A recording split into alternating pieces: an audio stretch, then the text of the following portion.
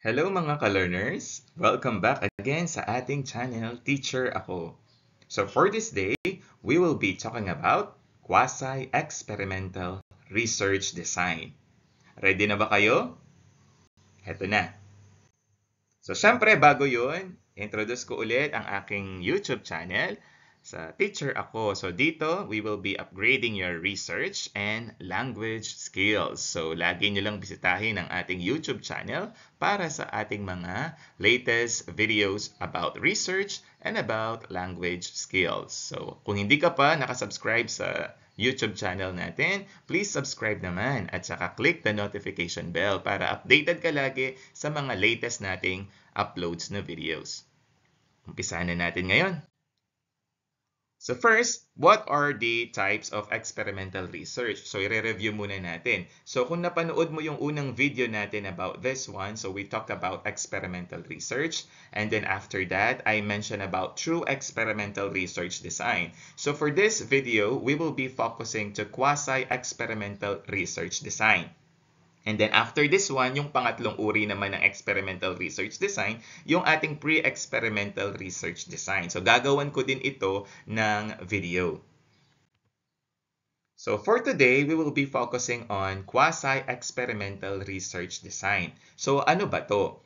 So this type of research is like true experimental research designs.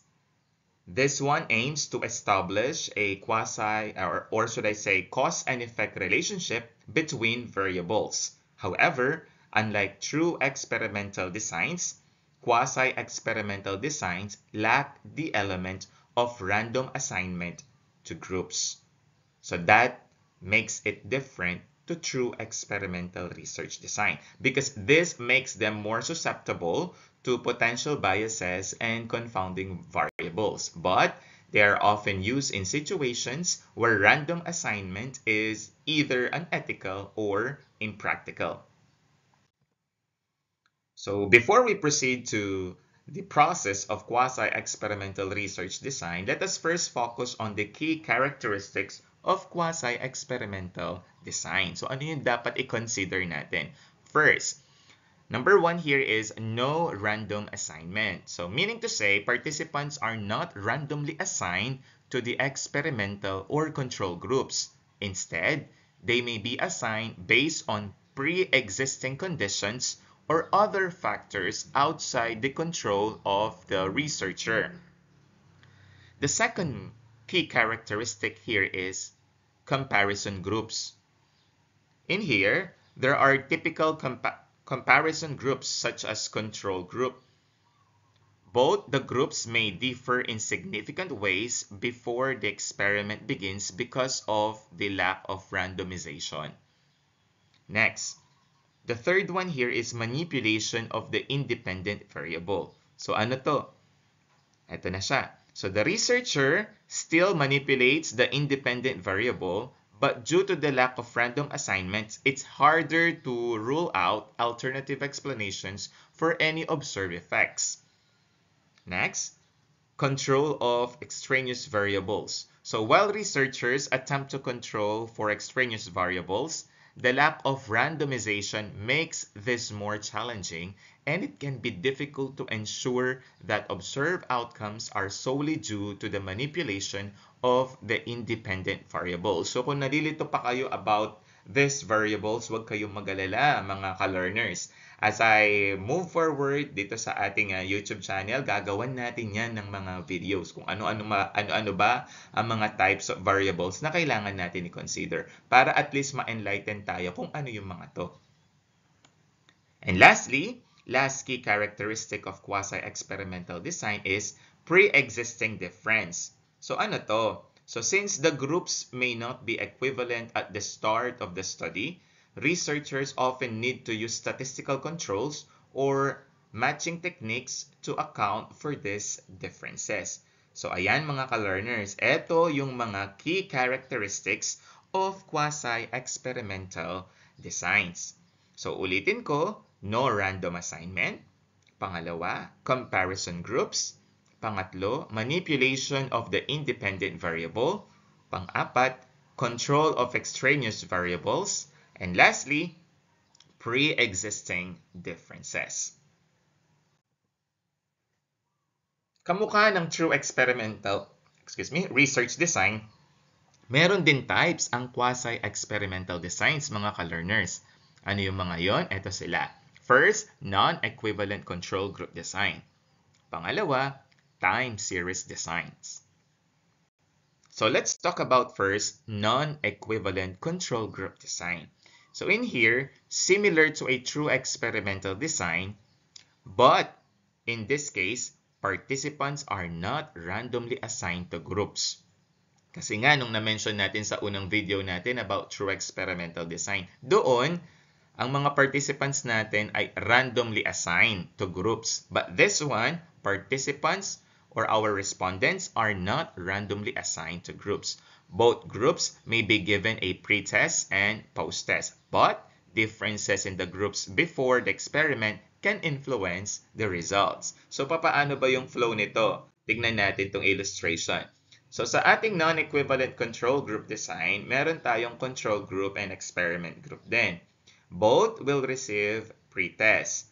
And then, experiment group will have intervention or treatment, while our control group will not have intervention or treatment. And then, both groups here will have post-test. So, ayan yung illustration natin sa non-equivalent control group. So, ano yung difference niya sa true experimental again? Correct. Dito kasi, participants are not randomly assigned. Okay, very good. Ang galing naman ng mga ka-learners natin. Moving forward.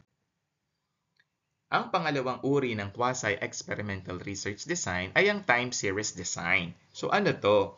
The researcher here observes a single group over a period of time before and after the treatment is applied. The focus is on identifying whether a significant change occurs after the treatment. So, papaano natin ito ikakandak? Ito yung magiging flow niya.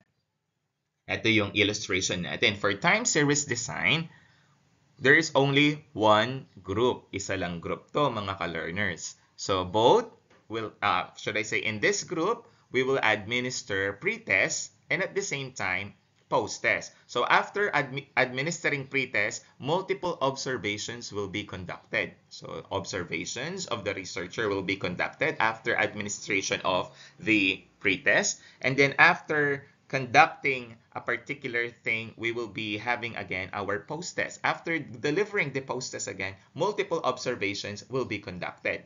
So pre-test, and then a particular observation, and then intervention per se, and then post-test, and then multiple observation again. So, ganun ang magiging flow natin sa ating time series design. Ayan, mga ka-learners. So, we're done with the two types of quasi-experimental research design. Again, meron tayong non-equivalent at saka time series design. Uulitin ko, sa quasi, lagi nating tandaan, participants are not randomly assigned. So at this point, magbibigay naman tayo ng example situations for quasi-experimental designs. So first, I will be reading the first situation. Evaluating the effectiveness of an educational program where random assignment is not possible because the program is already in place. So this is a particular situation where we can apply quasi-experimental design. The second situation, assessing the impact of a public health intervention in different communities where randomization would be unethical. And the third situation here is studying the effects of a new policy or law that applies to specific groups or regions. Ayan. So, ito yung important reminder natin sa quasi-experimental design. Ito siya. Quasi-experimental designs are valuable in applied settings where true experiments are not feasible, allowing researchers to still investigate potential causal relationships with some level of rigor. Ito yung important reminder natin, kahit ito ay not randomly assigned sa mga participants natin, meron pa rin itong essence at meron pa rin itong significance kapag kinandak natin.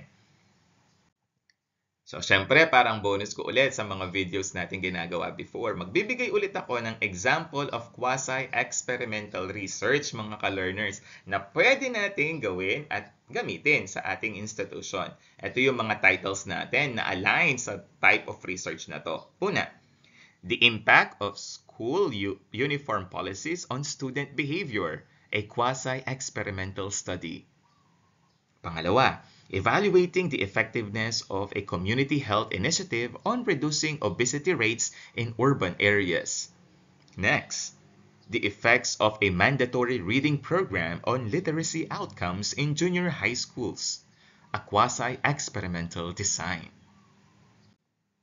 So ayun, yun yung mga samples natin mga ka-learners para sa ating quasi-experimental research design. So, mag-end na tayo ulit sa ating video na to. Again, ulitin ko, please subscribe sa ating YouTube channel para ma-upgrade naman yung knowledge natin sa research at ang ating ability sa language skills. So with that, bye and see you again to our next video. God bless, ka-learners!